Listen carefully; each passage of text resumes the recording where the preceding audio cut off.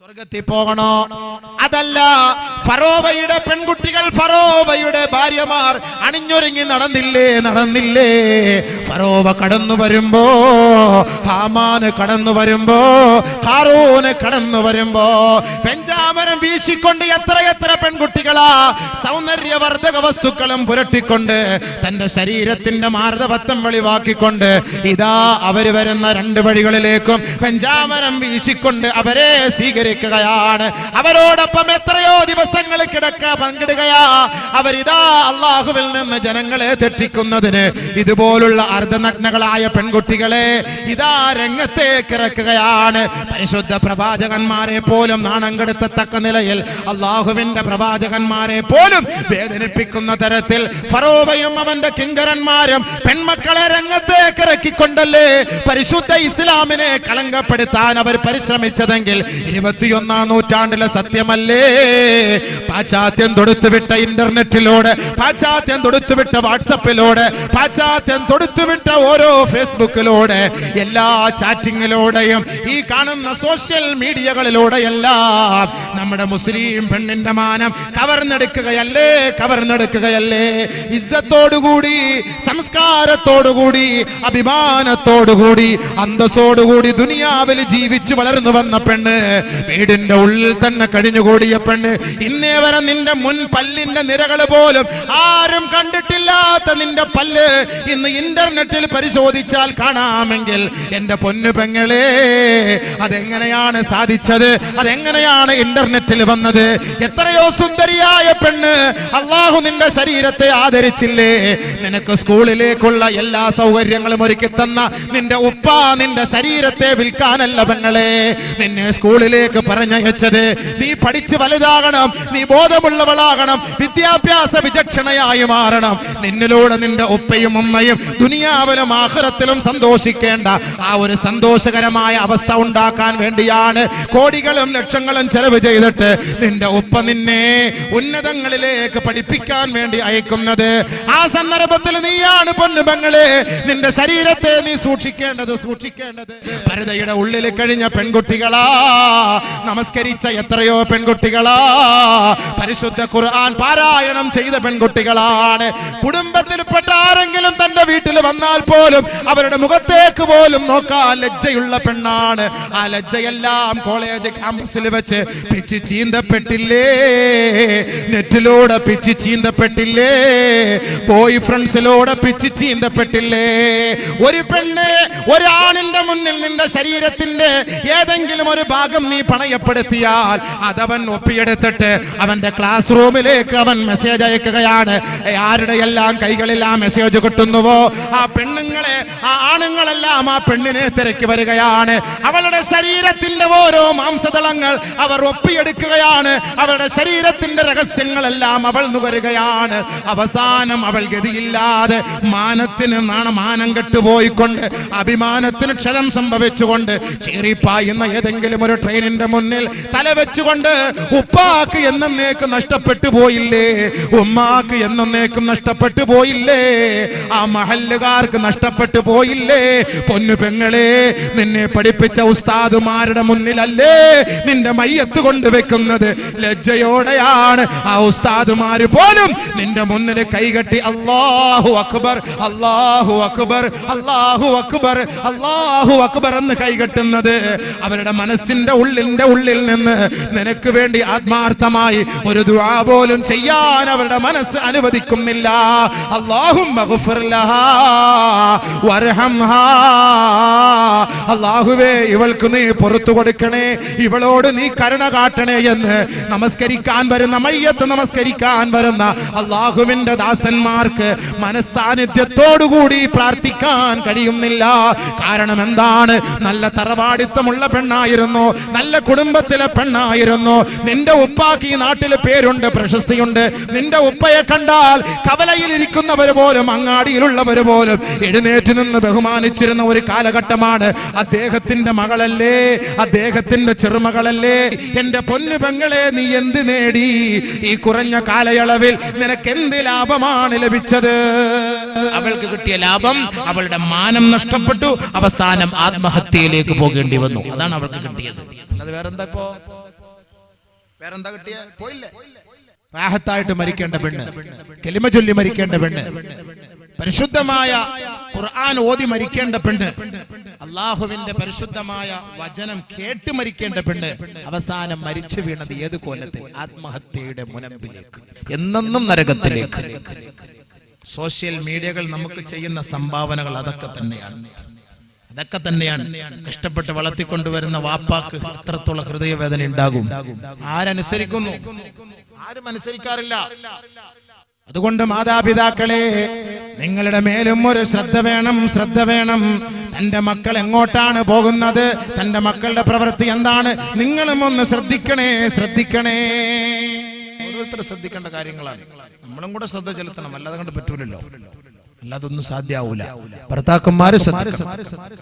വിദേശത്തുള്ള ഭർത്താക്കന്മാർ ഒരു വർഷത്തിൽ ഒരു പ്രാവശ്യമെങ്കിലും സ്വന്തം ജേബിൽ നിന്ന് പൈസ എടുത്തിട്ട് നിങ്ങൾ വീട്ടിലേക്ക് കടന്നു വന്നുകൊണ്ട് നിങ്ങളുടെ ഭാര്യയെ നിങ്ങൾ തൃപ്തിപ്പെടുത്തണേ. 600 ദിർഹം 600 റിയാലൊക്കെ അൺസീസണിൽ ടിക്കറ്റുള്ള സമയമുണ്ട്. ആ സമയത്ത് അവര് വരണം, വന്നിട്ട് തന്റെ ഭാര്യയെ തൃപ്തിപ്പെടുത്തണം. വർഷത്തിൽ ഒരിക്കലെങ്കിലും. ഇതിവിടുന്ന് അങ്ങോട്ട് പോയാൽ 2 വർഷം 3 വർഷം കഴിഞ്ഞിട്ടാ വരിക. മതി, 3 വർഷം നിന്നെ മറന്നുപോയി. നിന്റെ ഭാര്യ നിന്നെ മറന്നു പോവാണ് അല്ലേ? നിന്റെ ഭാര്യനെ മറന്നു പോകുന്നു. 3 വർഷം 2 വർഷം എല്ലാം കഴിഞ്ഞിട്ട് വരുമല്ലേ? അവിടത്തേക്ക് അടുത്ത ബന്ധങ്ങളായി. പിന്നെ അത് വിട്ടുമാറാത്ത ബന്ധം. എന്നും വെറുംചോറ് കഴിക്കുമ്പോ ഒരു ദിവസം ബിരിയാണി കഴിക്കണ്ടേ? ഇതല്ലേ സംഭവം. അപ്പൊ ഒരു പ്രത്യേകമായ ഒരു ടേസ്റ്റ്, പ്രത്യേകമായ ഒരു അനുകമ്പ ഉണ്ടാകുന്നു. അതുകൊണ്ട് എന്ത് വേണം? എപ്പോഴും ഭർത്താക്കന്മാർ അവളെ വിളിച്ചുകൊണ്ടിരിക്കണം. ഗൾഫിൽ നിന്ന് വരണം, വർഷത്തിൽ ഒരിക്കൽ. നിന്റെ ഭാര്യയെ കാണാൻ വേണ്ടി നീ ചെലവ് ചെയ്യുന്ന ദിർഹമുണ്ടല്ലോ, ദിനാറുണ്ടല്ലോ, ദുനിയാവിൽ വെച്ച് അള്ളാഹുവിന്റെ മാർഗത്തിൽ ചെലവ് ചെയ്യുന്ന സമ്പത്തിനേക്കാൾ ഏറ്റവും ശ്രേഷ്ഠമുള്ള സമ്പത്താ. ഏറ്റവും വലിയ സദഖയാണ്. ഏറ്റവും വലിയ സദഖയാ തന്റെ ഭാര്യയ്ക്ക് വേണ്ടി ചെയ്യുന്ന സദഖ. തന്റെ ഭാര്യയ്ക്ക് വേണ്ടി ചെയ്യുന്ന സദഖ ഏറ്റവും വലിയ സദഖയാണ്. അതിനേക്കാൾ ഏറ്റവും വലിയ സദഖയാണ് ഭാര്യയുമായി ശാരീരിക ബന്ധം പുലർത്തുക എന്നുള്ളത്. ഏറ്റവും വലിയ ബന്ധമാണ്. തങ്ങൾ പറയുകയാണ്, നിന്റെ ഭാര്യയുടെ മാംസത്തിൽ നിനക്കും കടമയുണ്ട്. സഹാബത്തിന് മനസ്സിലായില്ല.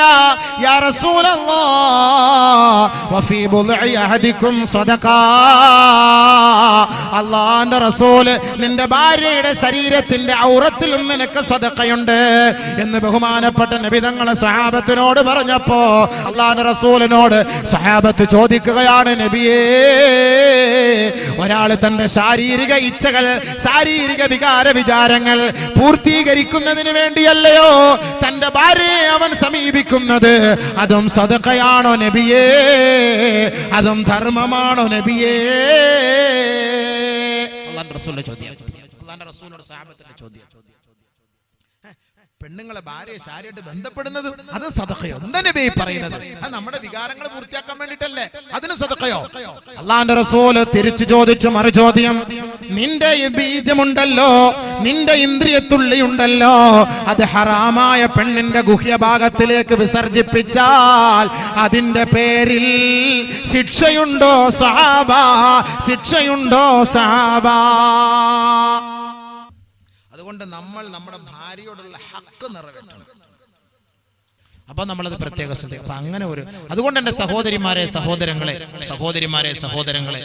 കഴിവതും നമ്മൾ ചെയ്യേണ്ട ഒരു കാര്യം എന്ന് പറഞ്ഞാൽ, ഇപ്പൊ കുറെ ആളുകള് ഈ ബന്ധങ്ങൾ നിലനിർത്തുന്നുണ്ട്. ഈ ഫോൺ വിളിച്ചിട്ട് അത് ഒഴിവാക്കാൻ പറ്റുന്നില്ല. അടുത്ത സമയത്ത് ഒരാൾ എന്നെ വിളിച്ചു, ഒരു സഹോദരൻ കരയുവാങ്ങ്. ഞാൻ പറഞ്ഞു ഒഴിവാക്കാൻ വേണ്ടി ഞാൻ ഒരു ദുആ പറഞ്ഞു, അല്ലോ ഉസ്താദേ, അല്ലാ എൻ്റെ പൊന്നുസ്താദേ, ഉസ്താദേ ഒന്ന് കിട്ടാൻ വേണ്ടി ദുആ അരക്കണം ഉസ്താദേ, ഒഴിവാക്കാൻ വേണ്ടി ഒരു എന്തെങ്കിലും ഒരു ദുആ വേണം അവളെ കിട്ടാൻ. നമ്മൾ ഉള്ളതെങ്ങനെങ്കിലും കട്ടാക്കി വിടാൻ നോക്കാൻ, ഇതിപ്പോ കണക്ഷൻ ഉണ്ടാക്കി കൊടുക്കാൻ. അങ്ങനത്തെ ദുആ ഉണ്ടെങ്കിൽ ഞാൻ ഇപ്പൊ എത്ര എണ്ണ തന്നെ ആവാഹിച്ചെടുത്തേനെ. അങ്ങനെയുള്ള ദുആ അല്ല, കബൂലാക്കി കിട്ടാൻ വേണ്ടിട്ട് ആ ചങ്ങാതി ഒരു ഹൈന്ദവ പെണ്ണിനെ അമുസ്ലിം പെണ്ണിനെ സ്നേഹിച്ചു. അപ്പൊ അത് കിട്ടണം, അവൾക്ക് ഇവനെ ഇഷ്ടമാണ്, ഭയങ്കര തൃപ്തിയാണ്, എല്ലാം തൃപ്തി, അങ്ങോട്ടും ഇങ്ങോട്ടും ഒക്കെ റാഹത്താണ്, എല്ലാം റാഹത്താണ്, കുടുംബത്തിലും അവരുടെയും പ്രശ്നമില്ല ഇവിടെയും പ്രശ്നമില്ല. പക്ഷെ ആരോ ചിലരുടെ ചില തടസ്സങ്ങളുടെ പേരിൽ അത് ഒഴിവാക്കി എന്നെ അതിങ്ങനെ രണ്ട് ഭാഗത്തേക്ക് നിൽക്കുകയാണ്. അപ്പൊ അവളെ പിന്നെ വിളിക്കാൻ കഴിയാത്ത എൻ്റെ വല്ലാത്ത വിഷമത്തിലാണ്. അപ്പൊ അതുകൊണ്ട് എങ്ങനെയെങ്കിലും ഒന്ന് എനിക്കൊന്ന് വിളിച്ചേ പറ്റുള്ളൂ ഉസ്താദെ, ഒന്ന് ഞങ്ങൾ സന്തോഷമായിട്ട് കഴിഞ്ഞോളാം ഉസ്താദ്, എന്തെങ്കിലും ഒരു ദുആ പറഞ്ഞു കൊടുക്കാൻ. ഞാൻ 2 ദിവസം കഴിഞ്ഞ് വിളിക്കാൻ പറഞ്ഞു. ഞാൻ ഇങ്ങനെ അന്വേഷിച്ചുകൊണ്ടിരിക്കുക എവിടെ പോയി പയ്യനെ യോജിക്കാനുള്ള ദുആ കിട്ടാൻ. ഇതിപ്പോ ഇങ്ങനെ തപ്പിയെടുക്കാൻ പറ്റും, എവിടെ പോയത്? അപ്പൊ ഞാൻ പറഞ്ഞു നിന്റെ മനസ്സിന്റെ അൻകലാപ്പ് മാറിക്കിട്ടാൻ ഞാൻ ഒരു വഴി പറഞ്ഞു തരാം. നീ ഒരു 7 ദിവസം ഇസ്തിഖാറ നമസ്കരിച്ചിട്ട് ഇന്ന ദുആകളൊക്കെ ചെയ്യും. അത് ഹൈറാണെങ്കിൽ ഇപ്പൊ എങ്ങനെ കബൂലാക്കാനുള്ള ദുആ ഉണ്ട്, ഉള്ളത് പോകാൻ വേണ്ടി ഒരു ദുആ പറഞ്ഞു തരാം. എന്താ പറയണോ? അത് ആരും വേണ്ടതല്ല. വേണ്ട, അണങ്കൂരിലെ പെണ്ണുങ്ങളെ കണ്ടുകൊണ്ടിരുന്നോ ഇത് പോകുന്നതിന് വേണ്ടി ഒരു ദുആ പറഞ്ഞു തരാം. അങ്ങനെ ചെയ്താൽ ഇൻഷാ അല്ലാഹ് ആണിന്റെ ആയാലും പെണ്ണിന്റെ ആയാലും മനസ്സിൽ നിന്ന് ഇത് മാറിക്കിട്ടും. എന്താ പറ്റുമോ? പറഞ്ഞു തരണോ? വയസ്സന്മാര് വേണമെന്ന് പറഞ്ഞിട്ട് കാര്യമില്ല, നിങ്ങൾക്കും ഉണ്ടല്ലോ ഇനി ഉടച്ചവനെ. നിങ്ങൾ അവര് ശരിയാ ഉണ്ട്, ഇല്ലെന്ന് പറയാൻ പറ്റില്ല. ഒരാള് ഒരു പെണ്ണോട് ഫോൺ വിളിച്ചിട്ട് അവസാനം റെയിൽവേ സ്റ്റേഷനിൽ 65 വയസ്സായ കളവൻ, ഈ പെണ്ണ് 15 വയസ്സ്. അപ്പോളെ യുവതികളുടെ ട്യൂണാക്കാൻ പറ്റും മൊബൈലിൽ, അങ്ങനെയൊക്കെ ആക്കാൻ പറ്റും. ആ രീതിയിൽ വിളിച്ചാൽ ഇപ്പൊ അബൂബക്കർ മുസ്ലിയാരെ വിളിക്കുന്നതെന്ന് അറിയില്ല സംഭവം. അപ്പൊ ഒരു പെണ്ണാണ് സംസാരിക്കുന്ന അതേ കോലത്തിലൊക്കെ ചാറ്റിംഗ് ഉണ്ടാവും. സൂക്ഷിച്ചോളി, പ്രത്യേകിച്ച് ഉസ്താദന്മാരെ സൂക്ഷിച്ചോളി. കാരണം നമ്മളെ അടുത്ത് ഇങ്ങനെ ചൊറക പറഞ്ഞിട്ട് നല്ല രഹസ്യങ്ങളൊക്കെ പറഞ്ഞ് നമ്മൾ ജമീല കൊള്ളാലോടി നിന്റെ സംസാരം, ഇതെല്ലാം കൂടെ അമ്മമാരത് എടുത്ത് വെച്ചിട്ട് അവസാനം നെറ്റി കൊണ്ടുപോയിടും. ഇതാ കേട്ടോളി, ഇപ്പൊ ഉസ്താദ് സംസാരിക്കുന്ന കേട്ടോളി എന്ന്. അതുകൊണ്ട് സൂക്ഷിച്ച്, ഭയങ്കര പേടിയായി. ഈ ഫോൺ വിളിക്കുന്നത് തന്നെ ഇപ്പൊ ഭയങ്കരമായ പേടിയാണ്. കാരണം അള്ളാഹയെ പോലും നമുക്ക് ഇത്ര പേടിയില്ല, മനുഷ്യരെ ഇത്രയ്ക്ക് പേടിയാണ്. അത് തന്നെ കറക്റ്റ്. കാരണം എന്താ, നമ്മുടെ മുന്നിൽ നേരിൽ കാണുമ്പോ നമുക്ക് അങ്ങനെ ഒരു പേടി ഉണ്ടാകുന്നു. നേരിൽ കാണുമ്പോ ഇത് റെക്കോർഡിങ് നടക്കുന്നുണ്ട്, നമ്മുടെ രഹസ്യങ്ങൾ ഒപ്പിയെടുക്കുന്നുണ്ട്. ഇത് നമ്മൾ നേരിൽ കാണുന്നത് കൊണ്ട് നമ്മൾ അതോടുകൂടി നടക്കുന്നു. ക്യാമറയുടെ മുന്നിൽ പോകുമ്പോ സഹോദരിമാരൊക്കെ ഒന്ന് ഔറത്തുകൾ മറയ്ക്കുന്നു, സൂക്ഷിക്കാറുണ്ട്. ക്യാമറ ഇല്ല എന്ന് കാണുമ്പോൾ അവരുടെ ഹാല് തന്നെ മാറിപ്പോകാറുമുണ്ട്. ദൂരെ നിന്ന് ഒപ്പിയെടുക്കുന്ന കാര്യം അവരറിയുന്നില്ല. പക്ഷേ പരിശുദ്ധ ഖുർആനിൽ നിന്റെ ഓരോ രഹസ്യങ്ങൾ ഇതാ ഒപ്പിയെടുത്തുകൊണ്ടിരിക്കുന്നു എന്ന് ഖുർആൻ പറയുമ്പോ നമുക്ക് അതിന് വലിയ വിലയില്ല. നിന്റെ 2 ഭാഗത്തും ഇതാ ഒപ്പിയെടുത്തുകൊണ്ടിരിക്കുകയാണ്. റഖീബ് അതീദ്, ഓരോ രഹസ്യങ്ങളും ഓരോ വാക്കുകൾ പറഞ്ഞാലും അത് ഒപ്പിയെടുത്തുകൊണ്ടിരിക്കുകയാണ്.